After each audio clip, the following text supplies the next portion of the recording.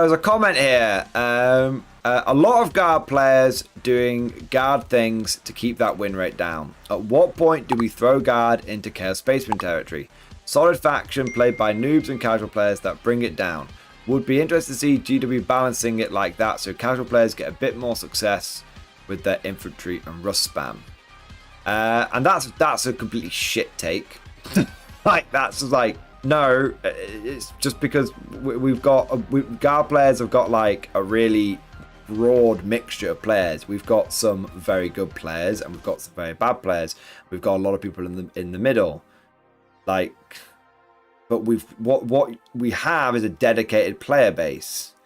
So it's not guard players doing guard things. Like, we're just a popular faction. We've always been a popular faction. There's always, every game club you go to, no matter how shit guard is, no matter how shit guard is, you've always got some diehard motherfucker playing it out. You know, and everyone, you know, there's multiple guard players that just, when the going gets tough, they just go, well, I might as well paint these like 7 Russes I've got in my pile of shame and 100 infantry got in my pile of shame, and they just go into fucking painting mode for like a year, and the meta shifts back in their favor, and they just start playing with their army again, and they basically spent the last year just fucking do it, you know, practicing the way of the blade essentially, but with guard. So yeah, it's like, oh, why don't we're a solid faction played by noobs and casuals. Do you know what happens when you take a solid faction and then shit all over it? All you do is you fuck over the casual players. That's all you do, because all of the players that are playing the game, unless they're diehard players, just jump onto another faction, and the casuals are just left there in their kingdom of ash with smoldering remains of their faction around, being like, why the fuck has my list just gone up like 200 points? I wasn't even winning any fucking games. Like, this guy. It's a bad take, and I'm not shitting on him. I'm not trying to shit on him personally. I don't know the fucking guy personally, but it's a bad take, and it shows also a fundamental misunderstanding of what GW is doing with 10th edition. GW is not balancing the game around casual players, because there's no fucking point in balancing the game around casual players, because they're fucking casual players. You can't balance it around them because they don't make decisions based on whether something is good or bad. Okay, they make decisions because they bought that fucking Forge-World Minotaur, even though everyone told them it was a £500 fucking paperweight, so they're gonna fucking use that Forge-World Minotaur. And they don't care if it's Legends anymore, they're still gonna turn up and fucking use it. So you can't fucking balance around people that make decisions like that. There's nothing wrong with making decisions like that, but you can't balance the game around it. It's nonsensical, it's flawed. It's a flawed fucking system if you try and balance around the casual scene. And it's what GW doesn't do. Hence why you have, you know, hence why you have GW hiring a balanced team. And the balanced team isn't full of casual fucking players, is it? The balanced team is full of people of the likes like Josh Roberts, who are fucking captain of Team England and have been since they were a fucking fetus. Alright? So, that is a bad take. But, fortunately, you buffoon Reddit user, I love it. We then have a very good take. And I want to applaud Grab37. I don't know anything about him, but I want to applaud his take, because I think that, that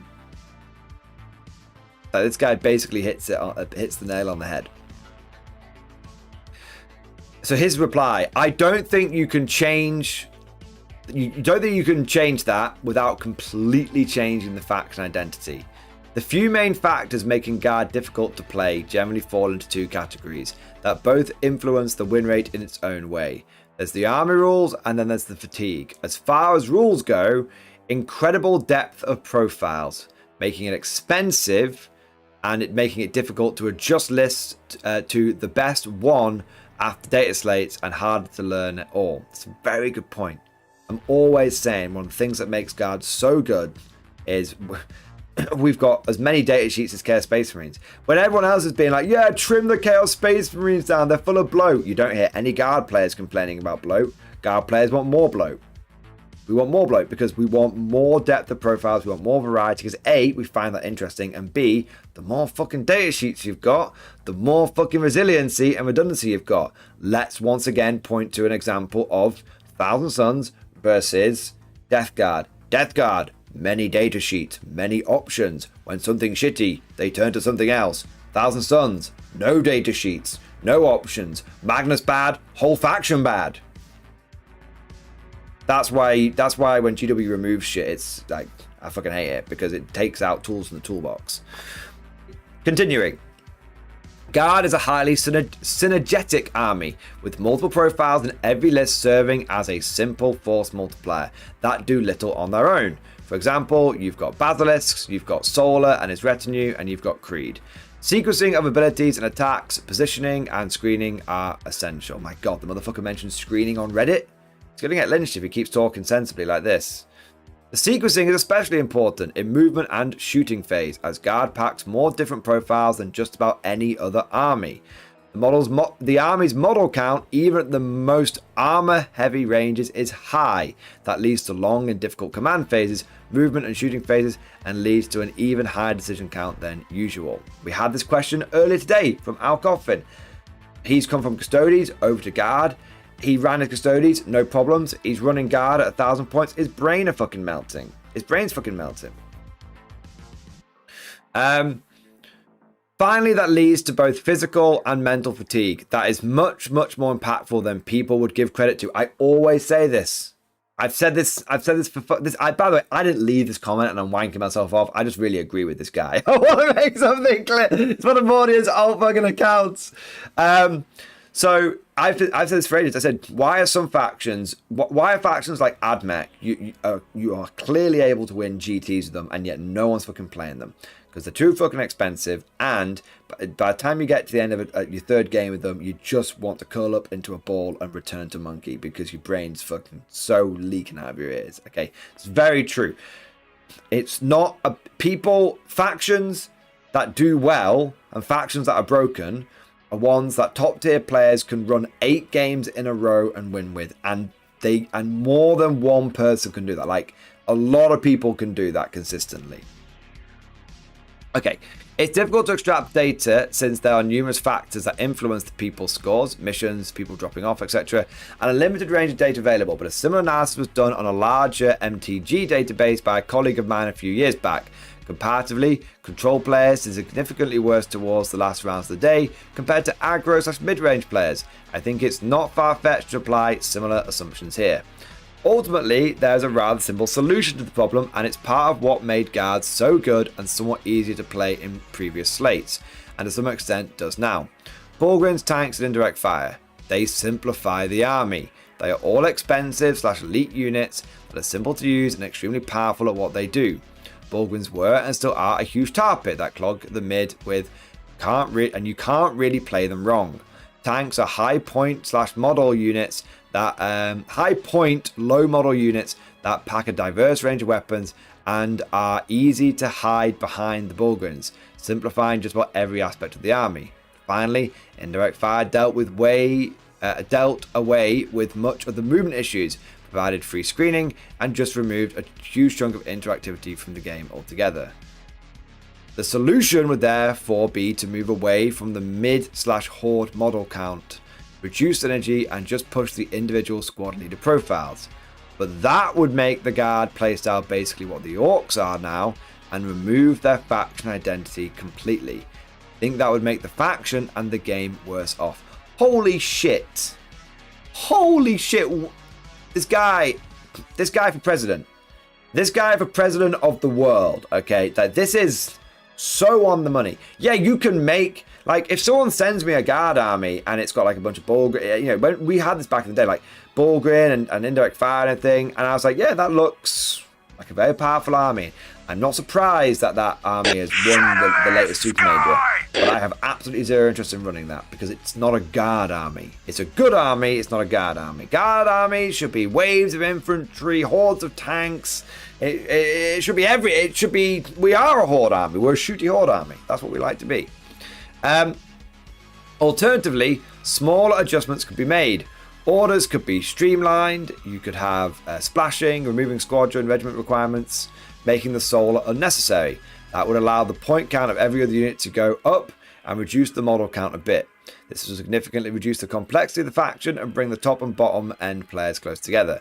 Then again, I don't think that's necessary either, apart from dumping the solar off. Apart from the solar off with that chump. Even people who, we all admit that Lord Solar is a great model. We also all admit that it should have been Yarrick. I think it's okay for the Guard to be what it is, a high skill floor faction with a steep learning curve and a payoff for its dedicated player base. Literally said this earlier in the stream. Guard players, you lose your first 10 games, at least. You grit your teeth, and you fucking push through it, and you start getting those wins in, you're going to keep winning. But you've got to be dedicated. You can't pick a pre-painted army up off eBay, throw a list together, thinking you've covered everything, and then just go into a game and just think you're going to win. You're not. You'll lose 3 games, and then what happens is if you lose 3 games and you get disillusioned, you sell the army, you've missed the point. You're going to lose your first 10 games with Guard. Casual, competitive, you're going to lose your first 10 games with Guard. But if you stick it out, you learn the faction, the payoff is there. I think that with the current slate, Guard is the best army out there, and the top 8 will reflect that.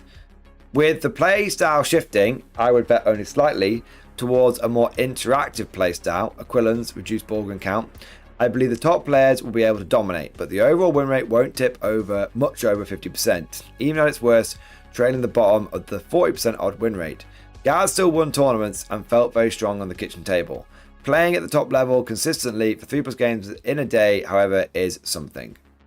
I mean, that's just, you can't put it more better than that. That's what you're doing. You can't put it better than that. You don't need the more. You can't put it better than that. I get to the end of 3 games and I'm pretty shattered. I get to the end of a GT and I need like 2. You saw what I was like last week at the end of that GT. You saw what I was like. Brain leaking out my ears. Absolutely buggered. Yeah. My brain was buggered from a GT. Yeah. And tell you what, I think this guy, so I agree with everything this guy says, and I'm basically just adding my own, shitty commentary on top of it. But I think there is one thing that definitely needs mentioning. 2 things I want to focus on. Firstly, I think the point about Guard being an expensive army that rewards a dedicated player base is very, very, very true. It's a very, very important factor. Guard is a very expensive army. Guard is probably as expensive as AdMech if you bought it new in box from GW, okay? But the Guard community has never had a problem with player numbers. Even when we're bad. Even when we're really bad. We never have like single fucking digits of people turning up. Okay? Like, you always got people. And the Guard community, whilst we know our faction is quite expensive, we have lots of ways of trying to make it a bit cheaper, like second-hand models, stuff like that. But even if you buy a new box, people are happy to shoulder the burden because it's a very expensive faction, but we have a very dedicated player base. So this is why it's hard to balance Guard because you've got those people that just spent like 500 to 600, 700 pounds getting their 2,000 point army together, and then if you just completely knee-jerk, that's why Guard players hate fucking knee-jerk changes, it can really fuck a lot of people over because then it's going to take them maybe another 6 months to correct the army again. But if you stick with Guard and you know, like, I'm locking in, I am locking in. It's a marathon, not a sprint. I'm not going to worry about the changes. I'm just going to collect what I want to collect, and I know eventually I'm going to get a bit of everything. Then what you end up is with fucking Rack's Armory of a collection. What you end up, and it took me years and years and years to get to this point, but I finally got to the point where it's like, oh, Exterminators are meta now. I'll take 2 of those, please. Oh, Tank Commanders are good again now. I'll take those again. Like, Met Guard's good. I guess I'll take my 6 Chimeras off the shelf that I didn't use the first 12 months of the edition. That's it. That's where you want to get to with your Guard collection. There's no point in, when you're collecting Guard, there's no point in trying to chase the meta. You start off with Hybrid Guard, or you start off with a particular theme that you're interested in, and then you just keep adding and adding and adding a little bit. and it costs you a lot of money over a long period of time, but you don't do it all in one go, and suddenly you sort of enter this point in your hobby career where it's like you can just adapt, you can ride the waves. Yeah, that's why I always say to people, if you can ever get a good deal on almost Wyverns excluded, or to get a good deal on any guard model, even if it's not good right now, pick it up, put it in the pile of shame. Pick it up, work on it. It might be shit now. I guarantee you, if you know that you're locked into this hobby. And if you're not locked in, then it's different. But if you're locked into this fucking faction, it's a good investment. I picked up Double Manticore when they were awful before 10th edition. They were fucking before they had full payload, when they were just fucking bad. Okay, and then full payload came along, then 10th edition come along, and it's like, oh yeah. Glad I got Double Manticore on the shelf. Before 10th edition, before 10th edition, no one's bringing fucking Basilisks. That was shit. It was the Mortar Pit all the way, right? Or full payload Manticores. And now 10th edition came along. Glad I've got those 3 Basilisks on my shelf. Take those off. Painted them up years ago. I haven't used them in like 3 years. But that's okay. Just keep them on the shelves. Start using them. Yeah, I mean, Exterminators was so bad for so long, and I just happened to have 3 Exterminator turrets in the pile of shame picked up from somewhere. Hitting them up, got them going, good to go. That's the way. You don't need to, like, it's a marathon, not a sprint. 100%. But get your little good deals, troll those buy and sell things, buy and sell pages. Get a job lot off eBay. If you see a bunch of guardsmen that you can spend a bit of time restoring, just anytime you can get a good deal on guard, it's worth doing. Of course, be financially responsible. Of course. But yeah. Yeah. That's the way to do it. Now there's I think it's the expensive side of it, which I think, and the dedicated player base side of thing, which I think is really important to mention here. There's something else I wanted to jump in, but I'll just double check quickly. I think that was mostly it. Yeah, we already talked about it. I think there's one other thing, but I'm not worried about covering it. There was a few of the bits that were mentioned here. So, another guy here went, awesome write-up, agreed on all points. Speaking as a relatively new player, 1 to 2 years. This guy thinks he's a new player after playing the game for 2 years. A lot of people would collect an army and after a year be looking for another army. This guy's 2 years into his guard army and he's like, I'm a new player. It's like, well, you're not, but you kind of are at the same time. But for any other faction, you wouldn't be considered a new player.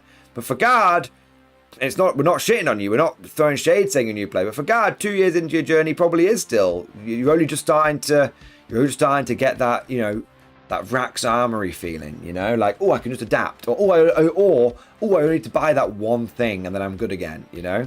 I started with Guard, and my buddy started with Death Guard, and despite me being the one who learned and understands the game better, I would get creamed for our first 5 or 10 games. I don't play Supermaster lists as a personal choice, so we still have some tight games, but it took me a bunch of reps to really learn my army and start winning at all, whereas his was very easy to pick up. It's amazing how many unit profiles had vital abilities I would just forget to use, or how consequential every little decision was. My turns took so long because I had so many activations and had to reason through so many steps to get things synergized properly. I think the whole shtick from a year ago of guard players just refuse to play meta and or are bad at the game was always silly and insulting, but your point on it being a popular army that has a high skill floor and sitting strikes is much more accurate. When you have so many units, and particularly if you're new to the game, it's hard to even know what a good list should look like or how you should play it. I play my little dudes completely differently now than I did a year ago, even though my list doesn't usually change that much. I think that's so true. Like, so many people were like, guard just refused to play his meta, guard are bad at the game. It's like, bro, I have to buy 3 of everything. Like, I have to buy 3 of everything. I have to have 6 chimeras. Like if something fucking changes, if infantry guard, you know, if I built my army around like 80 infantry and like 4 tanks and 2 basilisks, and suddenly that 80 infantry is bad now and it's all about mech guard, I have to go out and get 6 fucking chimeras. Do you appreciate like the financial, even secondhand, even like 3D printing shit. Like, do you appreciate like that? Not only the financial but time investment I have to fucking go through to adapt to the meta. It's quite a lot. I'm not saying that's unique to Guard. There'll be plenty of examples of this for other facts as well. But it's something that definitely needs mentioning. Yeah, and when the meta does shift, it's like it's a big deal. Yeah.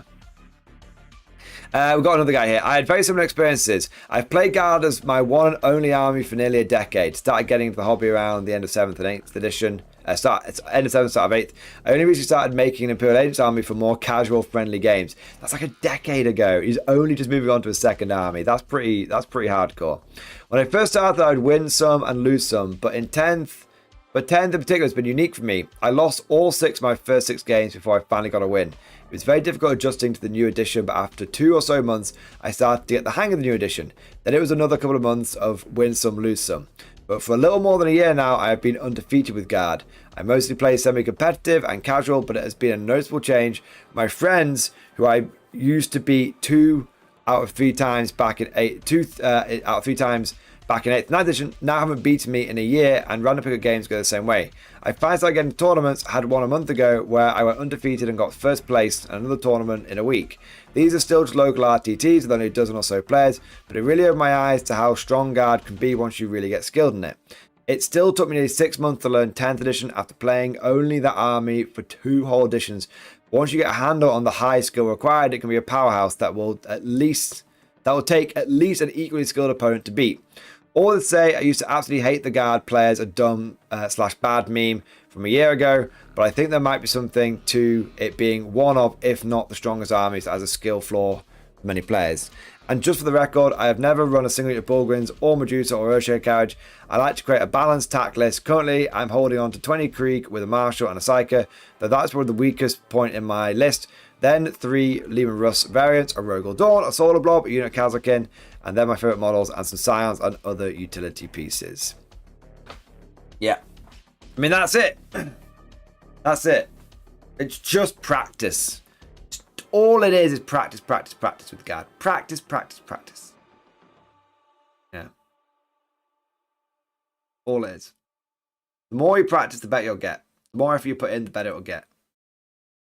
It's just, Guard is an investment. Either time or money or both. But Guard is an investment. That's the number one thing. Although I'd say the biggest barrier to Guard, the biggest barrier to Guard is it's not even necessarily practice to get all your like combos together. That's part of it. It's with so many data sheets, it can take practice to wade through what is slightly better than others. So like if you look at 20 Katachans, and if you look at 20 Cadians and 20 Kriegers, you might think those are basically the same. The Kriegers are slightly more expensive, but they can get like the medic and a couple special weapons, but it's actually the Kriegers are so much better than the Cadians. There's a load of other hot takes here. I do like this one though. Netstalker, infantry and Russ spam will win you events right now.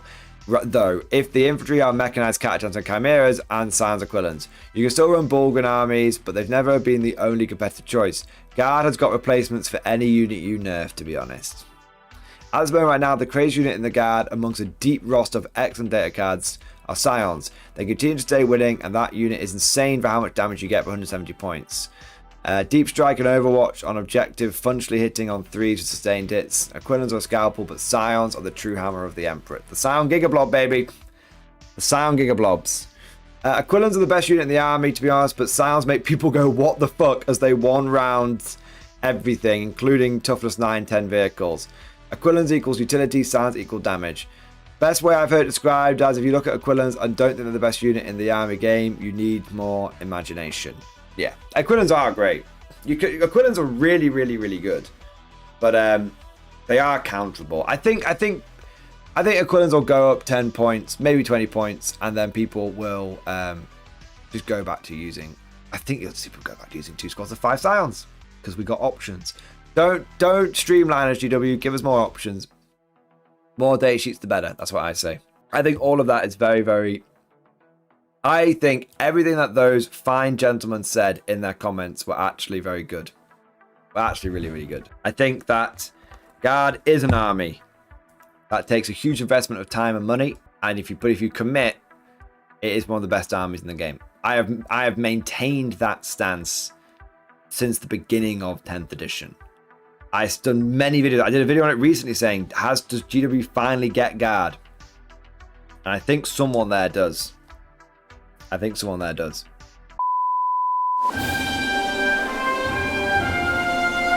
Would you like to know more? If so, then please consider becoming a channel member or patron. By supporting the channel, not only will you be doing your part, but you'll also be helping me create more content for your viewing pleasure and unlocking a whole host of perks. You get everything from a badge next to your name, custom emojis, but the big one is access to the Mordian Glory Discord server, an online community with almost 2,500 active members. It's always popping off in the MG Discord. We've got channels for army lists, hobbying, tactics, stories, and even a pretty spicy meme section as well. For all you greenhorns that wanted to see the Mordian glory hole, today is your lucky day.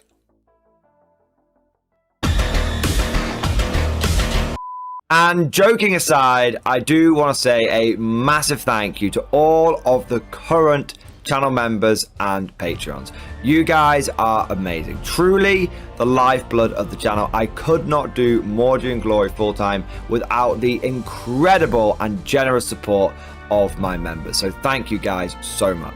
And last but certainly not least, I want to say a personal thank you to all of my top tier Patreons. These are the War Masters, the people who have truly gone above and beyond the call of duty. So a heartfelt thank you to Alex Dengal, Bon Vert, Lord Pryor, Mark Panconi, RJ Scorpion, Swordfish Trombone, Try Again Bragg, John Stubbs, Nick Walsh, Diesel Fox, and August Barney. Seriously guys, thank you from the bottom of my heart. Your support is incredible and it makes a huge difference. Thank you so much. That's all for now. Hope you've all enjoyed today's video, and of course, as always, see you guys next time.